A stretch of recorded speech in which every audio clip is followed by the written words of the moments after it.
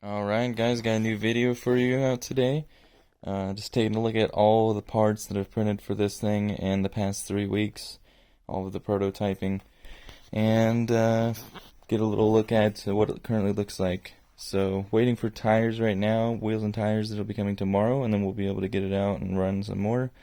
But yeah, quite a bit of parts here on the table, so let's go ahead and take a look. Initially you can see this is the first frame, or chassis right here, and then with the stock gearbox. You can actually see how much wider the new chassis is right here, which is the next version.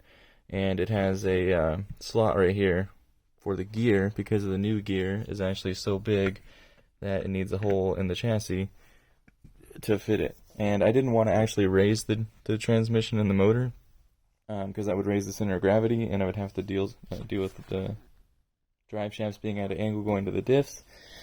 So that was my solution to that.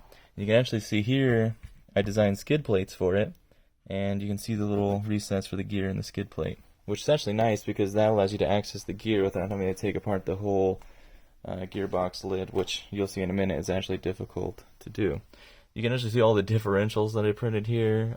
Most of these have the bigger bearing upgrade. I think this one's stock, but I only printed one with the stock bearing because it actually breaks the pinion because it's so small. You can only fit such a small shaft right there through the bearing, the original bearing. So now the pinions look like this, much bigger. You can see the difference. Absolutely dwarfs the old one. Actually dwarfs the new one. And this is the new gear that I'm running in the transmission now. It's a herringbone. It's actually pretty small compared to the stock gear as far as width goes. But it's got a 1.3 modulus, so it's a lot bigger teeth. This is the old setup. This intermittent setup actually had two of these sandwiched together. And then this is the pinion here.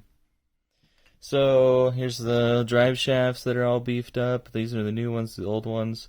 You can see the steering had to be reworked to deal with the bigger drive shafts, and also having these wider center steering links gives it a bit better steering.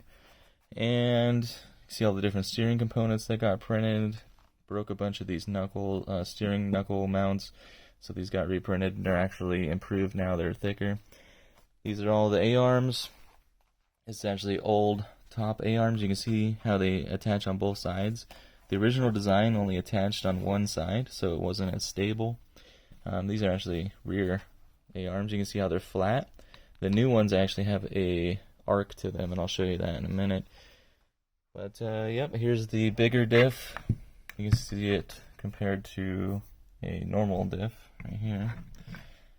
So there's that. All the different shock tower designs that I've prototyped and went through.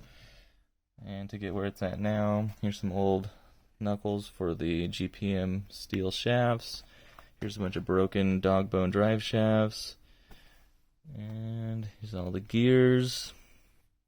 And let's take a look at it in its current state now. Just waiting on wheels and tires, and this thing will be running. You can see here the new rear A-arms actually have that bent that I was talking about, so it clears the diff cup, because the new differential, the bigger differential, is actually 10 millimeters wider, so 5 millimeters on each side, so that allows it to clear the differential cup. And you can see how it's attached on both sides. It actually barely clears the shock, and you can see it's like that in the front as well. So what that does is it provides no slop at all in the suspension. And if you're wondering what this is on the top, this is a telemetry system, a custom telemetry system with a teensy in it, and it has a temperature sensor going to the motor and GPS so that it can tell me my top speed. And you can see the steering has been reworked. It's got a different Ackerman angle, but this steering knuckle is actually going to be completely reworked once I get the new rims and tires here, so that I can use that as a reference, and going to basically redo the whole steering. And I'm also going to put a bearing in the main steering shaft here because it has a lot of stress on it. So, but yeah, that's where we're at, guys. Thanks for watching. Stay tuned for the next video, which should be at running. And yeah, check out all these parts that I've printed, guys. Wow. Anyway, see you next time. Peace.